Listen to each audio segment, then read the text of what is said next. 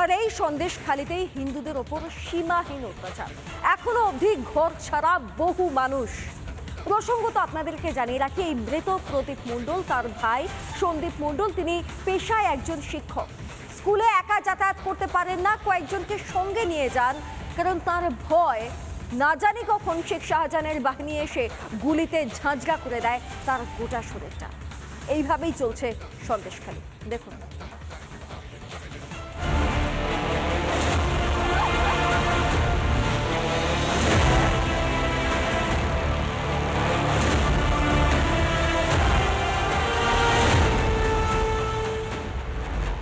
জেলে শেখ শাহজাহান, তাতে কি?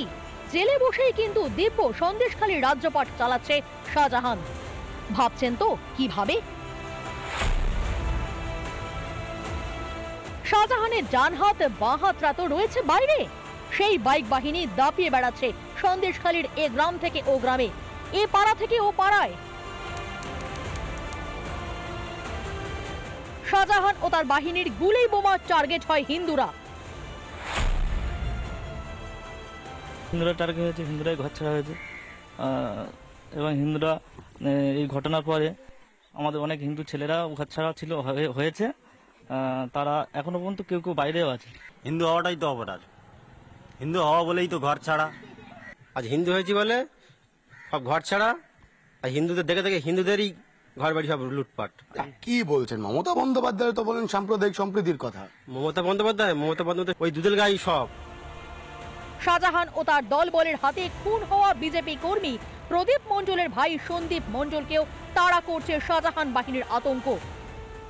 নিহত শহীদ প্রদীপ মণ্ডলের ভাই প্রতিদিন বাড়ি থেকে স্কুলে যাওয়ার পথে বা স্কুল থেকে বাড়ি ফেরার পথে তাকে সঙ্গে করে বেশ কয়েকজনকে নিয়ে যেতে হয়, কারণ যে কোনো মুহূর্তে এই কাদের মোল্লা বা শাহজাহান শেখদের যারা ঘনিষ্ঠ তারা হামলা চালাতে পারেন না। গ্রামের মধ্যেই তো না, আতঙ্কের মধ্যে আছি তো, ওই জন্য একা যেতে পারি না। রাস্তায় যে কোনো সময় আমার উপর বা আক্রমণ একটা হতে পারে, এরকম একটা আশঙ্কা করছি। কিছু অচেনা লোকজন ঘোরাফেরা করছে এলাকায়, সেই জন্য এখন একা যেতে ভয় পাচ্ছে, ভীষণ ভয় পাচ্ছে। যে কোনো সময় আমার উপর একটা আক্রমণ ঘটতে পারে ওরা। আপনি তো স্কুলে পড়ান। হ্যাঁ, স্কুলের টিচার।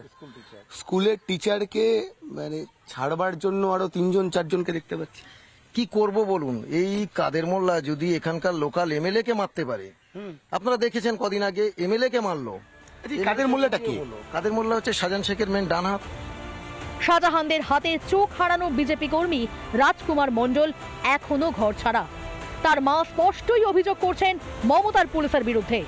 আমার বাড়িতে ছিল, যখন পুলিশ এসেছিল এসে বলে বাড়ি হচ্ছে ছেলেদের বাইরে বার করে দাও। ওরা ভয়ে বাইর হয়ে গেছে, গেলে তাড়িয়ে নিয়ে গেছে পুলিশে। এর মাঝখানে নিয়ে ওদের তাড়িয়ে নিয়ে মেরেছে। কিচ্ছু দৃশ্য নেই, কোথাও চোখে দেখতে পায় না, একটা চোখে দেখতে পায়, একটা চোখে দেখতে পায় না।